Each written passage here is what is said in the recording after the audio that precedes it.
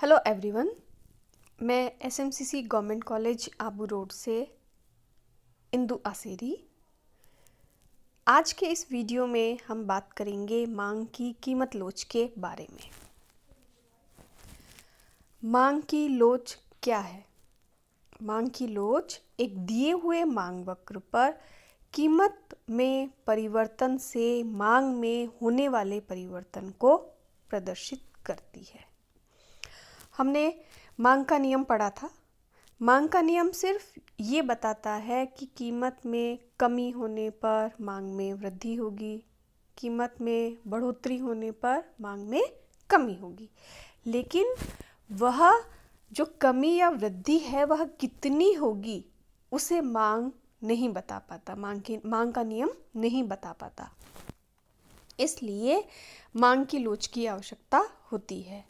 तो मांग की लोच जो है वह मांग में परिवर्तन को मापती है।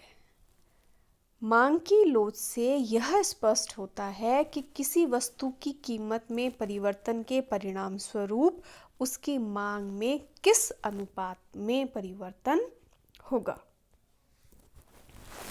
अगर इसकी परिभाषाओं की बात की जाए, मांग की लोच की परिभाषाओं की, तो प्रोफेसर मेयर्स ने लिखा है, मांग की लोच कीमत में हुए थोड़े से परिवर्तन के प्रत्युत्तर में खरीदी गई मात्रा में होने वाले सापेक्षिक परिवर्तन का माप है, जो कि कीमत में परिवर्तन में भाग देने पर प्राप्त होता है।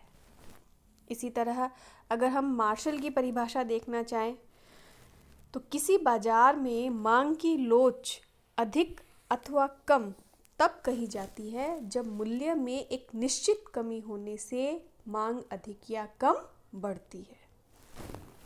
होल्डिंग कहते हैं किसी वस्तु के मूल्य में 1% परिवर्तन होने के परिणाम स्वरूप उस वस्तु की मांग में जो प्रतिशत परिवर्तन होता है वह मांग की लोच है।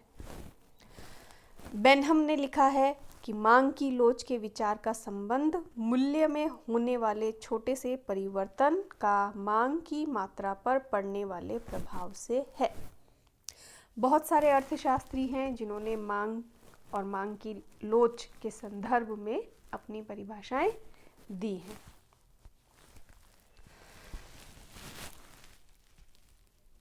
अगर हम इसका सूत्र देखना चाहें तो मांग की लोच का सूत्र जो है वो सिंपल आता है, मांग की लोच बराबर मांग में आनुपातिक परिवर्तन बटा मूल्य में आनुपातिक परिवर्तन।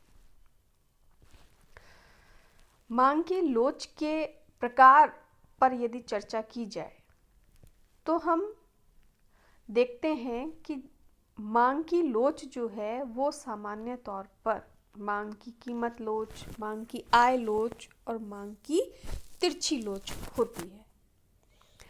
हम यहाँ बात कर रहे हैं मांग की कीमत लोच के बारे में। कीमत में परिवर्तन होने से मांग में जो परिवर्तन है हम उसको देख रहे हैं। तो कीमत लोच की जो श्रेणियाँ हैं वो कितने प्रकार की होती है। कीमत में परिवर्तन होने से मांगी जाने वाली मात्रा में जो परिवर्तन है उस परिवर्तन को हम 5 भागों में बांट सकते हैं।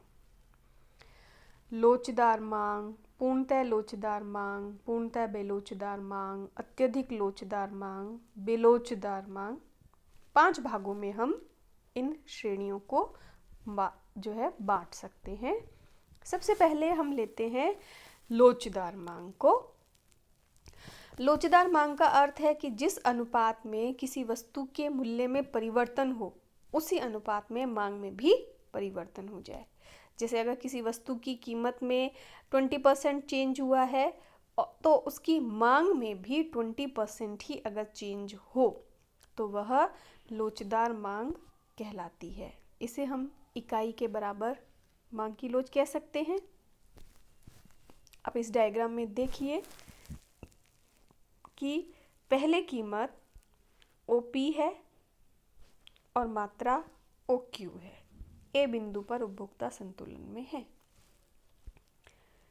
कीमत में कमी होती है PP1 के बराबर और उपभोक्ता कीमत में कमी के कारण B बिंदु पर खरीदता है OQ1। तो कीमत में कमी है PP1 और मांग में जो परिवर्तन है वो है QQ1। ये दोनों ही बराबर हैं।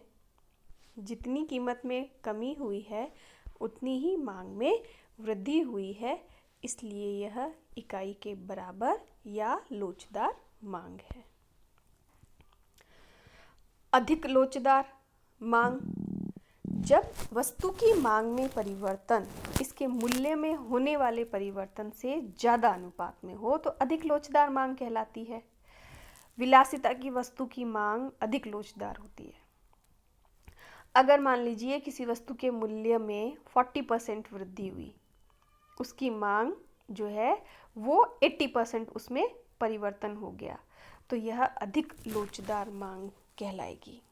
इसको अगर हम डायग्राम में देखें तो देखिए कि वस्तु की कीमत में कमी तो हुई सिर्फ PP1 के बराबर, जबकि मांग में उससे अधिक वृद्धि हो गई।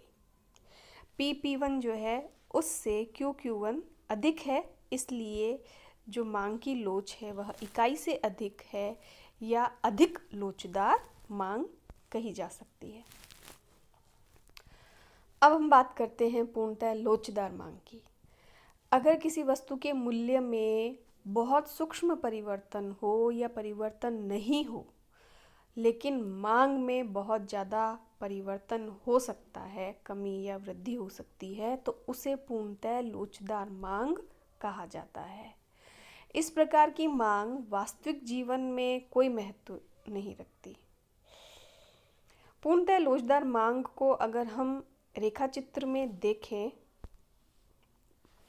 तो इस तरह की पूर्णतः लोचदार मांग होती है जहां कीमत तो स्थिर है, कीमत में कोई परिवर्तन नहीं हो रहा है, लेकिन मांग देखिए यहाँ इतनी मांग है,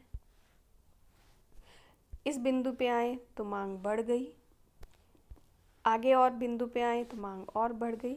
कीमत के स्थिर रहते हुए मांग में परिवर्तन है। जो मांग वक्र है आपका वह पूर्णतः लोचदार है। पूर्ण प्रतियोगी बाजार में सामान्यतः वस्तु का मांग वक्र इस तरह का होता है और पूर्ण प्रतियोगिता को एक तरह से काल्पनिक बाजार कहा जाता है कि वास्तव में पूर्ण प्रतियोगी बाजार किसी भी वस्तु का नहीं होता है।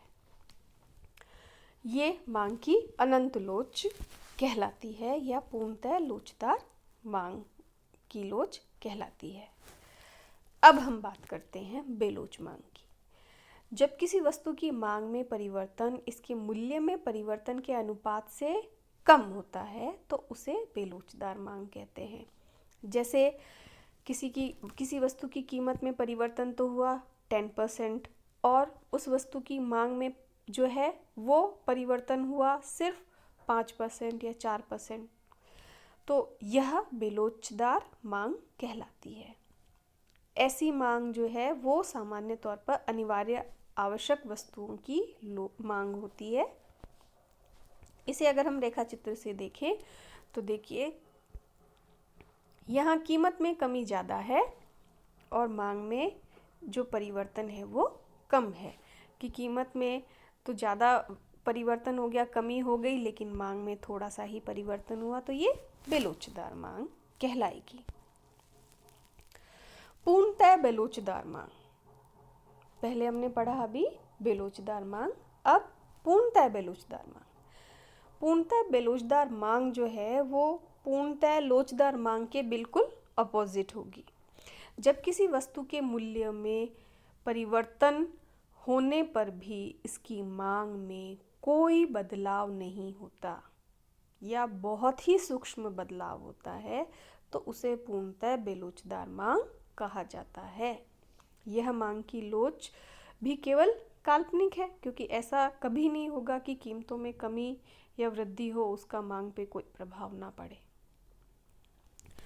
अगर इसे हम डायग्राम में देखना चाहें तो देखिए कि किसी वस्तु की कीमत OP से OP1, OP2 हो गई, OP2 से OP3 हो जाए पर वस्तु की मांग OQ ही रहे, कोई परिवर्तन वस्तु की मांग में नहीं हो, तो मांग की जो लोच है वो पूर्णतः बेलोचदार मांग जो है वो कहलाती है और मांग की लोच जो है वो 0 के बराबर होती है। ये कीमत लोच, इसे हम एक तालिका के रूप में अगर देखना चाहें तो देखिए, इकाई से कम, इकाई से अधिक, इकाई के बराबर, शून्य और अनंत।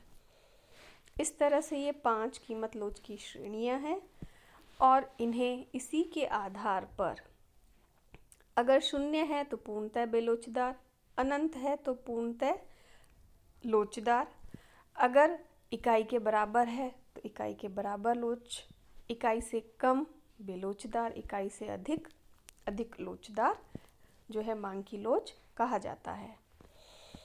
इसमें अगर इकाई से अधिक है तो वहाँ आपकी मांग में परिवर्तन ज़्यादा होगा, इकाई से कम है तो मांग में परिवर्तन कम होगा, कीमत में परिवर्तन ज़्यादा होगा, इकाई के बराबर है तो मांग में परिवर्तन और कीमत में परिवर्तन दोनों बराबर होंगे, शून्य है तो वहाँ पर मांग में परिवर्तन शून्य होगा, और पूर्णतः लोचदार है तो वहाँ पर जो है कीमत में परिवर्तन जो है वो शून्य होगा।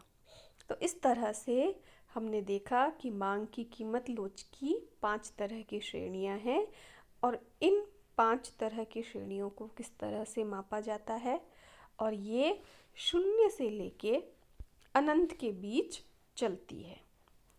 शून्य और अनंत के बीच, शून्य और अनंत के बीच इकाई के बराबर, इकाई से कम, इकाई से अधिक करके ये 5 जो है मांग की लोच की श्रेणियां कही गई हैं।